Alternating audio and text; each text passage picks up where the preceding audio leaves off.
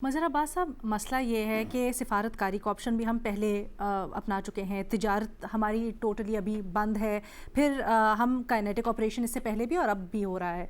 आप क्या समझते हैं, क्या ये अभी जो रीसेंट चल रहा है मामला, इसके नतीजे में कोई हल निकल सकता है या कोई और out of the box option सोचना पड़ेगा? क्या है? देखिए, बहुत कॉम्प्लेक्स सिचुएशन है। पहली चीज़ तो इसकी टाइमिंग बड़ी इम्पॉर्टेंट है।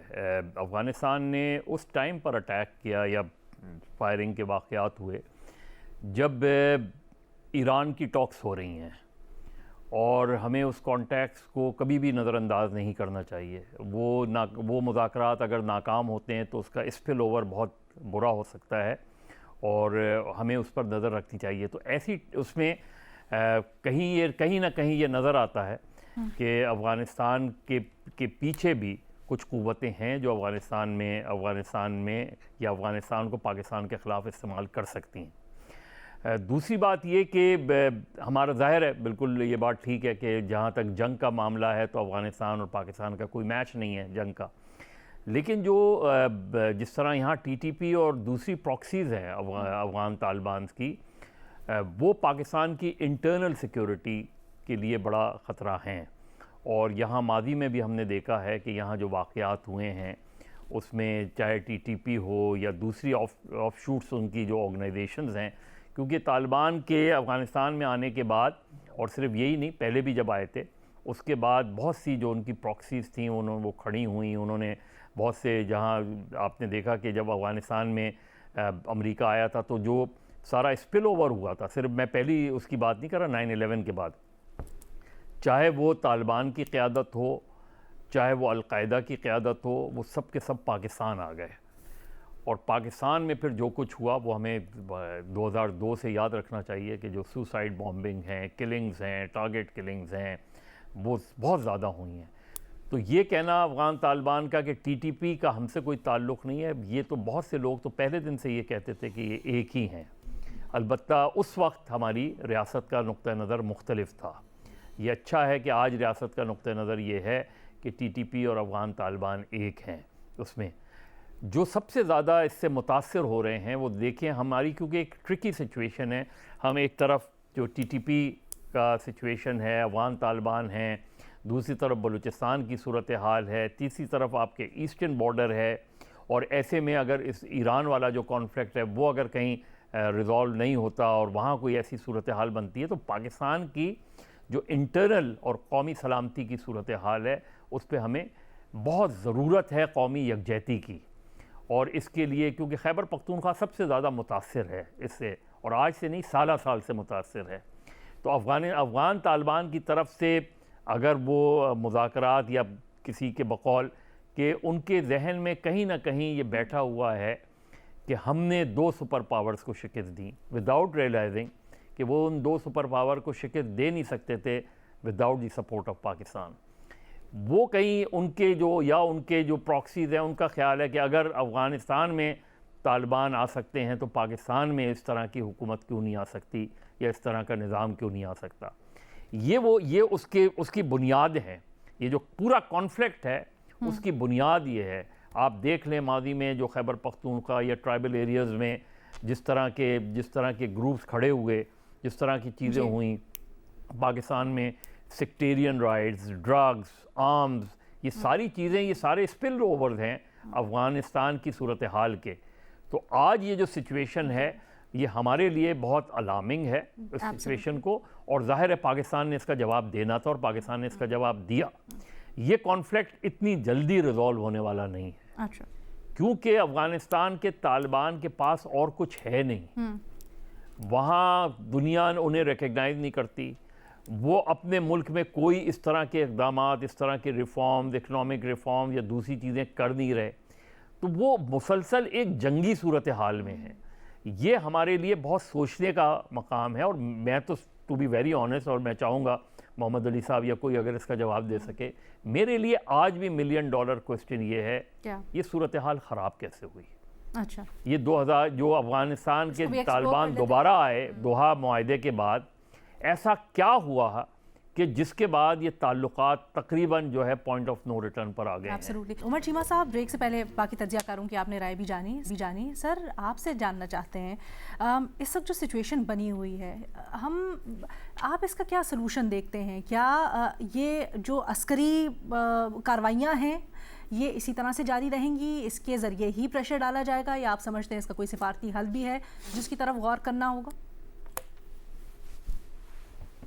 अलीना, अगर 2001 में वापस जाएं, आपको याद होगा कि जब ये 9/11 वाला इंसिडेंट हुआ है और उसके बाद इनका एक किस चीज पे डिस्प्यूट था अमेरिका के साथ। डिस्प्यूट ये था कि तालिबान जो अलकायदा की क़यादत है उसके हवाले से था जी, कि उनको हैंड ओवर किया जाए, और ये कहते थे कि हम ऐसा नहीं कर सकते। हम उस टाइम जो है बड़ा ग्लोरीफाई करते थे, हमें लगता था कि बड़े वो जो है ना, एक उनकी अपनी रवायात हैं, वो अपने मेहमान को किसी के हवाले नहीं करते। लेकिन ये है कि अभी जो टीटीपी वाला जो एपिसोड है, इससे तो मुझे ये लगा है कि बेसिकली ये रवायात से ज्यादा इसका ताल्लुक उनकी इकोनॉमी से है। ये जो मिलिटेंसी है, ये उनकी एक फॉरेन पॉलिसी इंस्ट्रूमेंट है कि जिसके जरिए वो मुख्तलिफ ममालिक के साथ अपने मामला सेटल करते हैं, उनको इंगेज करते हैं कि आप अगर हमारे साथ ताल्लुक नहीं रखेंगे या जो हमें कुछ चाहिए वो हमें नहीं देंगे, तो फिर यह है कि आप हमारी शर से महफूज नहीं रह सकते। अब लेकिन इस दफा फर्क ये आया है, जो हम ये भी बात करते हैं ना जी कि वो एक ग्रेवयार्ड ऑफ एम्पायर है, कुछ तो इसको अंग्रेजों ने भी काफी ग्लोरीफाई किया हुआ है, और इसको एम्पलीफाई करने में पाकिस्तानियों का भी बड़ा रोल है कि हम ये समझते थे कि बड़े कोई एंटी इंपीरियलिस्ट फोर्स है। लेकिन उसका एक दूसरा पहलू ये है कि मेरा ख्याल है कि हमसे ज्यादा इनको जानता भी कोई नहीं है, कि हमने तो इनको देखा हुआ है, यानी कि हमने इनको जैसे कहते हैं जी ट्रेन भी किया हुआ है, हमारे तो इधर मदरसों के भी पड़े हुए हैं। ठीक है, अब इसका अगर कोई सोल्यूशन हो सकता है, कोई इलाज हो सकता है, तो वो भी पाकिस्तान के पास हो सकता है। जिस तरह ये मदर साहब बात कर रहे थे, पहले कह रहे थे कि अल्टीमेटली दोहा अकॉर्ड के बाद क्या हुआ। दोहा अकॉर्ड के बाद अगर आप देखें कि इनके साथ कितनी दफा मुज़ाकरात किए गए हैं।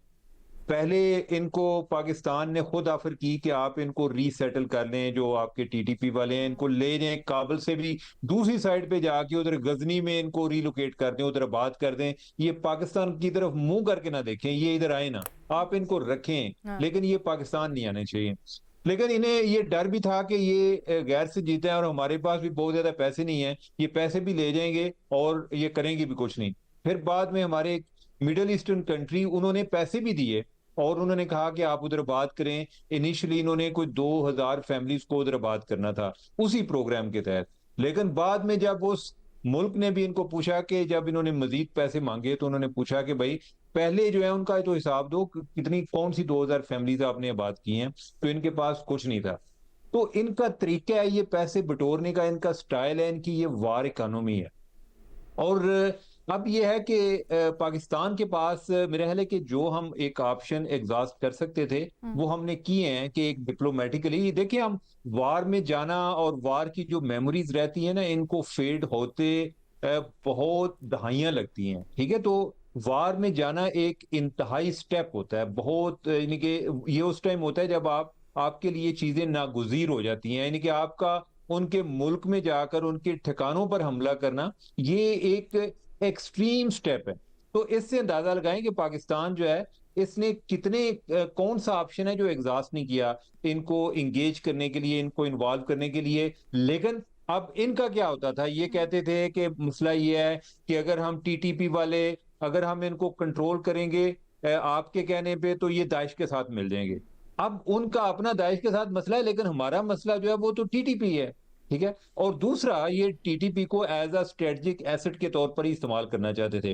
अब हम जिस स्टेज पर पहुंच गए हैं, मेरा ख्याल है कि ये वो स्टेज है कि जिसमें आपने ये तय करना है, तालिबान को ये पैगाम पहुंचाना है कि अगर पाकिस्तान में दहशतगर्दी होती है तो आपको कितनी कीमत अदा करनी पड़ेगी।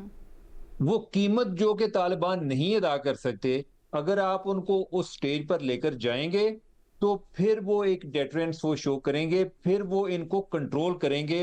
वो कहेंगे कि हमारे यहां से निकल जाओ, कहीं चले जाओ, लेकिन हमारी जमीन इस्तेमाल ना करो। अदरवाइज वो, अगर उनके लिए ये अफोर्डेबल हुआ कि पाकिस्तान में धमाके कराएं, इस चीज पे फ्लटर फील करें कि पाकिस्तान जो है इस चीज पे बड़ा नर्वस हो रहा है, उनके लॉ इन्फोर्समेंट के लोग जो है वो शहीद हो रहे हैं, तो वो तालिबान के लिए तो ये वो उन्होंने तो एक दहशतगर्दों की एक अक़वाम सही। मुत्तहिदा बनाई हुई है, पूरी दुनिया से एक चिड़ियाघर बनाया हुआ है, इकट्ठे किए हुए हैं, तो उनका तो यही एक फंक्शन भी है, यही उनकी इकोनॉमी भी है। तो मेरे ख्याल है कि ये इस वार में ये चीज तय होगी। अगर ये चीज तय नहीं होगी, अगर हम ये चाहते हैं जी बस सुलह करें, सुलह के हवाले से पहले काफी कोशिश हो चुकी हैं। ये वो जंग है जो कि असल में एक अमन के लिए है, यानी कि अगर ये दरमियान में रहेगी, अधूरी रहेगी, तो फिर ये ऐसे ही होगा कि कुछ दिन बाद ये काम शुरू हो जाएगा। पाकिस्तान को इस दफा ये चीजें हमेशा के लिए सेटल कर देनी चाहिए कि अफगान सरजमीन पाकिस्तान के लिए इस्तेमाल नहीं होनी चाहिए। और सिर्फ ये टीटीपी का मसला नहीं है, आपको पता है कि जो बीएलए की लीडरशिप है, जिसका हम आमतौर पे इतना वैसे जिक्र ही नहीं होता, वो हमारे रडार से आउट रहते हैं, यानी कि किस तनाजर में सही है। कि वो भी अफगानिस्तान में बैठे हुए हैं, यानी कि वो भी उधर ही हैं। तो पाकिस्तान में जो इस टाइम दो बड़े चैलेंज आ रहे हैं, वो चाहे बलूचिस्तान में हो, वो केपी में हो, वो दोनों यानी कि जो इधर हमें दहशतगर्दी के जल्जले महसूस हो रहे हैं, इनका एपिसेंटर जो है वो अफगानिस्तान है।